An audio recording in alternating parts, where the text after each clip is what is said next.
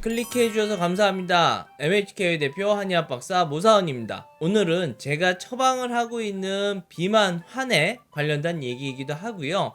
또 지인분이 먹는데 지인분 언니도 사실 같이 시작을 했어요. 근데 언니는 처음에 좀 뭐라 그럴까요? 이 비만 환에 대한 어떤 불신이 있었는지 잘 못 먹다가 자기 동생이 빠지는 걸 보고 또 열심히 먹게 된 사람 심리 참 이상해요.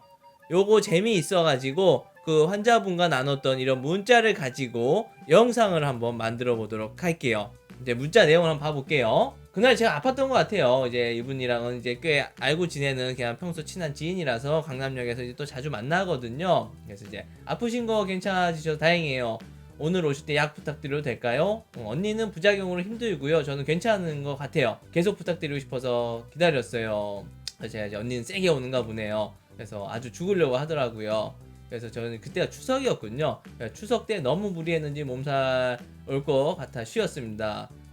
오늘도 일단 일주일치 가지고 갈게요. 점점 용량을 늘려가야 하거든요. 오늘도 우선 먹었던 용량으로 갑니다. 그러니까 이분은 이제 일주일치만요. 한 달치가 아니고요.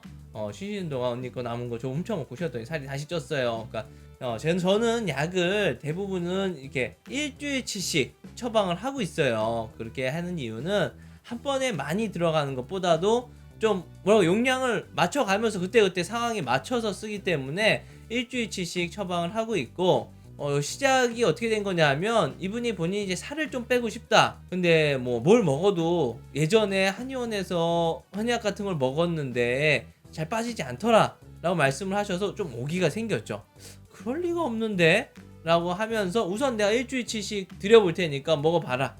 내 약은 먹어내기만 하면 살은 빠질 것이고 뭐 몸에 안 맞아서 못 먹겠으면 나는 그걸로 이제 끝이다. 내 약 안 먹고 다른 거 하는 게 낫다 라고 이제 말씀을 드리고 시작을 했어요. 동생분이 저랑 이제 아는 지인인데 동생분이 이제 약을 먹고 본인은 일단 반응이 그렇게 세게 오지 않는 거예요. 근데 언니분은 와 여기 써있는 것처럼 죽으려고 하죠. 약 먹고 뭐 손발 떨림 심하고 뭐 심장 떨림 있고 무섭다 보니까 이제 더 이상 자기는 못 먹겠다 안 먹는다 한 거예요. 그리고 나서 이분이랑 뭐 계속 만나는 건 아니니까 아마 한 2주 정도 못 만났을 거예요. 뭐 추석도 끼있고 해서. 그러다 보니까 이분이 제가 드렸던 일주일치 먹고 다행히 또 언니께 남았으니까 언니 거를 이제 몰래 드신 거예요.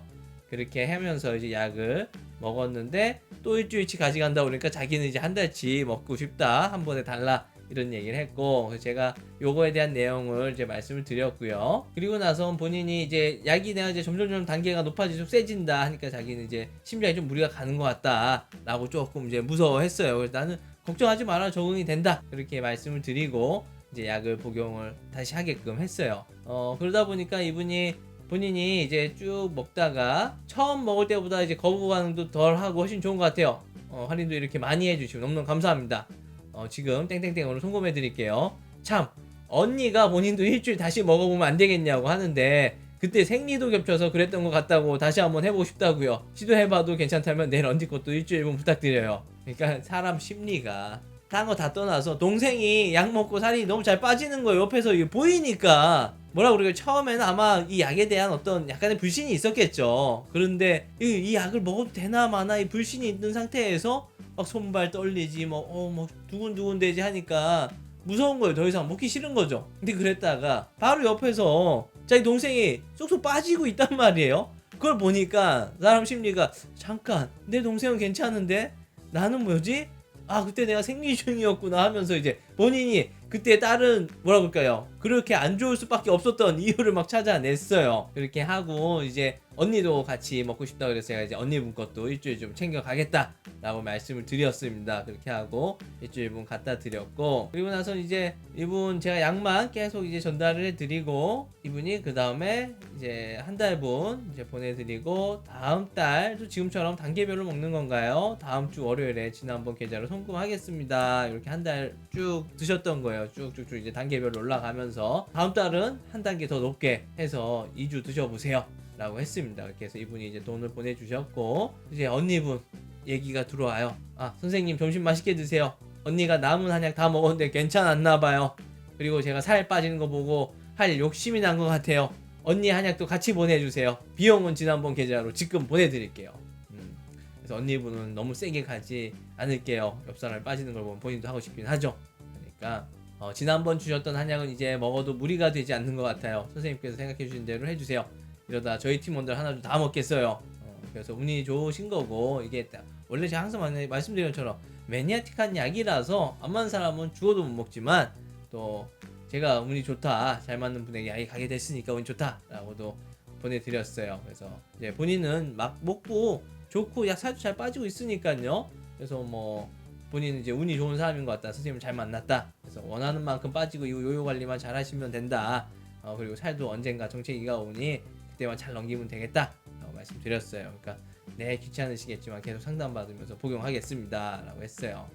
그러고 나서는 바로 선생님 저 이번 주 주셨던 약이 센가 봐요, 며칠째 먹는데도 힘드네요, 오바이트 계속 올라와 죽겠어요.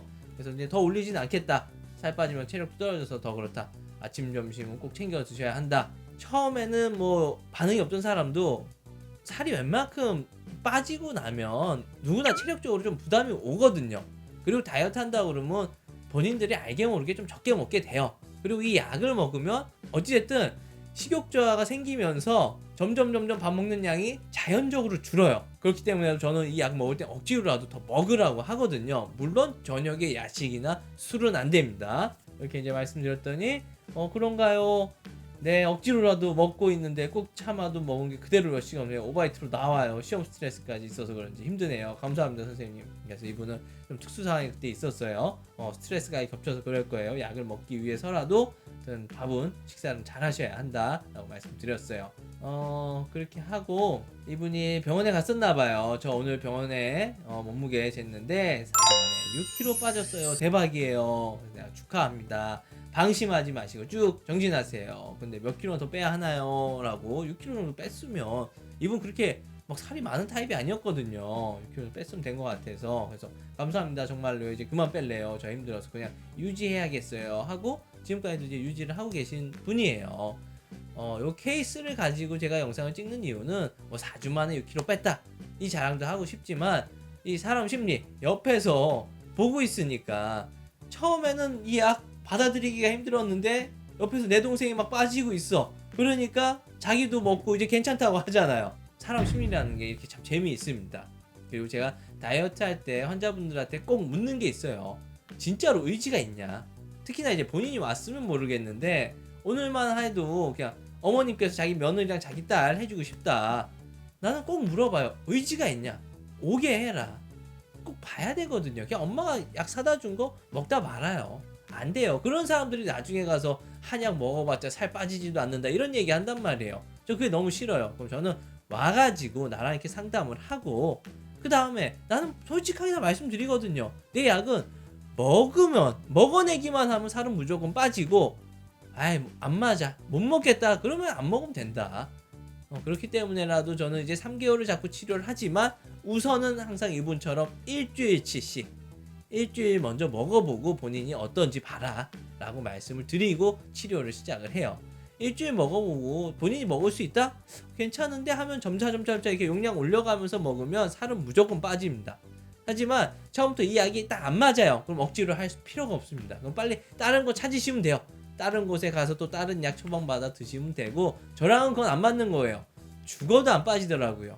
저도 이 약만 지금 12년째 쓰고 있어요. 12년 동안 통계를 보니까 처음에 힘들었던 사람 살도 안 빠졌더라고요. 근데 처음부터 잘 먹는 사람 쑥쑥쑥 빠졌습니다. 이번엔 이 영상 말고도 올해는 3개월 자꾸 지금 이 영상을 찍어주기로 한 케이스도 있거든요. 그분 지금 약 먹으면서 하나도 안 힘든데? 뭐가 힘들다는 거야? 거의 이 정도로 얘기를 하고 있어요. 3개월 동안 먹고 비포 애프터 어떻게 변화가 있었고, 또 이분은 어떻게 살이 빠지고 있었는지도 준비를 하고 있으니까 그 영상도 기대해 주십시오. 시청해 주셔서 감사합니다.